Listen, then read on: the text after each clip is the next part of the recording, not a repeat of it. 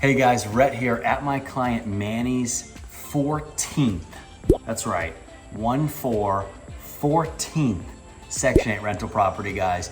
Manny purchased this property for $25,000.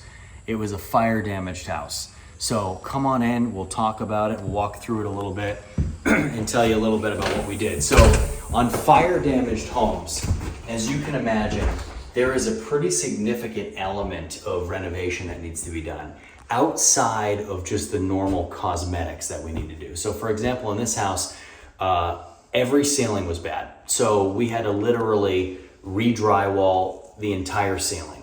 About 80% of the walls were bad. We had to re-drywall those. We added a fourth bedroom. This was a 3-1. It is now being turned into a 4-bedroom, 2-bath, which is something we talk about all the time, of course, adding value when we can. This house needed new roof, full replumb. It needed full electrical rewire. The things that you can also imagine need to be done when there is a fire in the home. So we're gonna walk through it, and again, please notice whenever we do big projects like this, when we're tearing things apart, we're ripping things to shreds, right? One of the most important aspects in doing that is making sure we add as much value, because when the house is already torn up, it's a lot cheaper to do certain things, especially mechanical wise, new HVAC, all new ductwork, which this house will have.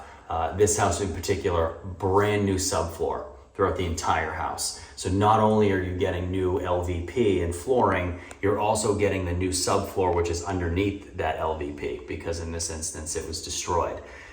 So it's easy to go in and really upgrade the house when you're already tearing it apart. More so than if you're going through a house that you're doing a smaller renovation. Then as you start tearing things up, it makes it a lot harder, a lot more expensive, and a lot more time consuming to do a lot more of those in-depth renovations. So guys, if you want to do this and you want to be like Manny, who's never seen any of his 15 Section 8 rental units that he has, give me a call, send me an email.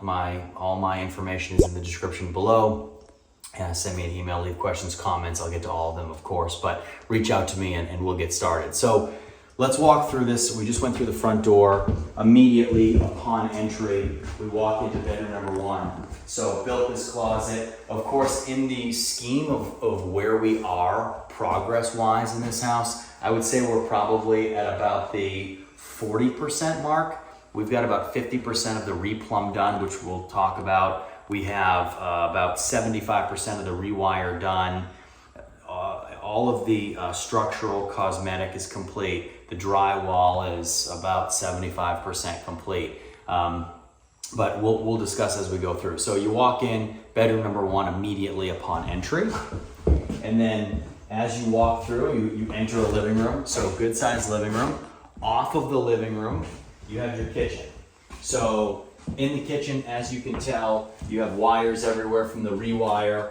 All of this brand new. You see these things coming down. We've already passed our preliminary rough-in inspections for electrical. You see new water lines have been run. So new water lines here. We have not run any drain lines yet. So no drain lines have been run. So you have new water lines. This is where your kitchen's gonna go. So cabinets, of course, all this will be re-drywalled and cleaned up. You have all your new subfloor. We'll have to lay subfloor here as well. And you have a good sized area here too for a kitchen table. So you've got kitchen table, you'll have where you guys are standing. As you can see, this is where your hood vent will go. So stove will go right here. This is power to the hood vent. So hood vent will go right here. You have your large voltage right here, your large amperage wire for your electric stove. Whenever we do rewires, guys, we are making these houses, if they have gas, we're eliminating the gas completely and transitioning the house to full electric. So that's something we do anytime we're doing a rewire. We're killing all the gas. Now, what does that usually mean? It usually means if there are gas appliances, we're going full electric. If there is gas water heater, we're going full electric water heater. Same thing with HVAC, same thing with washer dryer connections. Some people still have gas dried dryers or gas powered dryers. We eliminate that completely and we upgrade all those things, especially in really big projects where clients buy houses for $25,000, $35,000, $40,000, and you're doing renovation projects of $70,000, $65,000 and greater.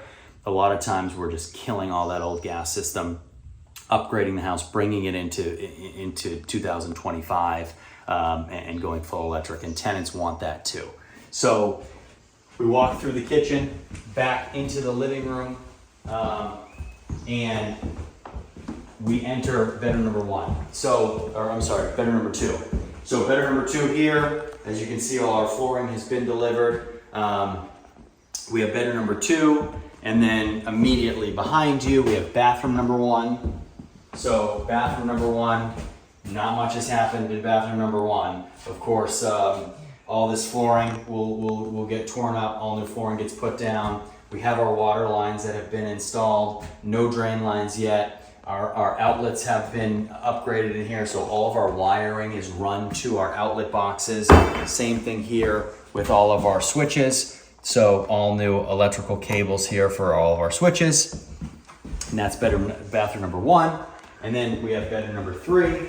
So again, brand new subfloor throughout the entire house here. And this is just another example of that. You have all of your outlets are done to code. Certain distance, you have an outlet on every single wall, and you have your closet, all your new wiring for switches.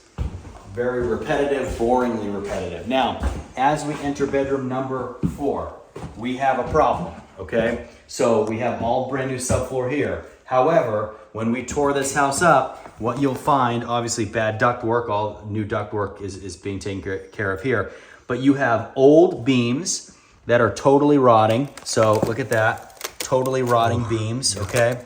So all of this is gonna be replaced, and at some point, somebody sistered this beam with this. So they took this original beam, they sistered it right here. This was the original sister. That's falling apart as well. Look how easily that's coming apart. And then they sistered it here. All of this will be torn out. New beams will be put in, okay? So anytime there's rot on the beams, we're gonna replace those. Now this beam, this is in good shape, as were most of the beams here, but this is just obviously not even close to what we need to do. So that'll be removed. You see there are some issues throughout this entire subfloor in here that need to be addressed. This whole beam is one of those problems. And then off of this bedroom, so off of bedroom number four, right here, we'll have a combination. So we'll put we got our closet right there. This is going to be a very large walk-in bathroom, full bathroom. So this entire thing still needs to be plumbed, which is why the subfloor has been taken up here, so we can run plumbing throughout here, water lines, drain lines. This was a big walk-in closet. Everything here will be taken down. We've already put in our light and fan vent combo up there. And this will be a really, really nice primary bedroom with an ensuite master bath. Full shower tub combo, toilet, and of course vanity, and it will be very nice. So this is one of those examples, guys, of adding maximum value. You take a 3-1, you turn it into a 4-2. This puppy will rent for between $1,300 and $1,400 a month, and it's gonna be really, really nice. All new drywall ceilings throughout this entire house. It's just very clean, crisp corners. I love these projects. The bigger the renovations and the more in-depth they are, especially when we can do new drywall and we can do all mechanicals, it just creates a really, really nice product. And it also gives you a house that is going to be very, very low maintenance for a very long period of time. So guys, if you want to do this, send me an email in the description below. We'll get you started. Please, as always, questions, comments, leave them, and we'll see you next time.